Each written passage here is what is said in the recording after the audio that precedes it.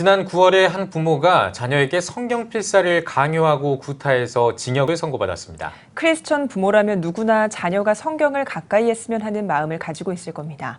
하지만 그 가운데 현명한 신앙교육이 뒷받침돼야 한다는 목소리가 나옵니다. 박세연 기자가 전해드립니다. 지난 15일 딸 C씨에게 성경 필사를 강요하고 때린 혐의로 기소된 40대 여성 A씨에게 징역 4월이 선고됐습니다. 함께 기소된 미국인 선교사는 집행유예 1년이 선고됐습니다. A씨는 딸이 하루에 성경 20장을 못 썼다는 이유로 엉덩이와 팔 등을 수십 차례 때린 것으로 알려졌습니다. 또 허락 없이 친구에게 연락을 한다거나 말대꾸를 한다는 이유로 폭행을 이어온 것도 밝혀졌습니다. 선교사 B씨 또한 50cm 길이의 피리로 C양을 수십 차례 때린 것으로 드러났습니다. 담당 판사는 정당한 훈육의 테두리를 벗어났다고 판시했습니다. 전문가들은 자녀를 성경과 가깝게 하려는 의도였다 할지라도 폭력이 동반된 것 자체가 취지에 크게 어긋났다고 강조합니다.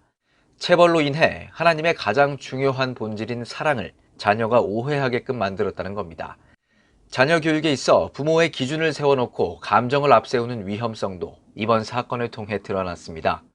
자녀와 소통하기 전에 부모의 기준과 권위로 자녀를 억누른 것이 화를 불렀다는 게 전문가들의 공통된 견해입니다.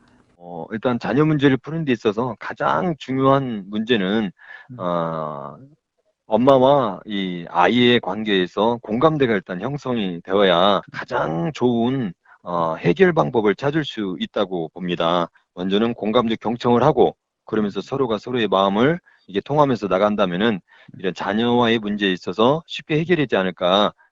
인내와 지혜로운 교육을 했음에도 불구하고 마음처럼 교육 효과가 없을 경우 적극적인 도움을 요청하는 것이 좋습니다.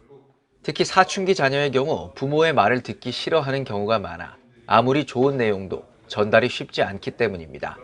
같은 말인데도 부모님이 하시는 것은 잔소리로 듣고 선배가 하는 말은 조언으로 듣거든요. 부모님께서 만약에 이렇게 자기 자식에게 건강한 멘토가 필요하시다면 기도하시면서 교회 안에서 찾아보시면 참 좋을 것 같습니다. 자녀를 향한 올바른 신앙교육, 선한 목적이 왜곡되지 않도록 지혜로운 접근 방법이 필요해 보입니다. CTS 뉴스 박세현입니다.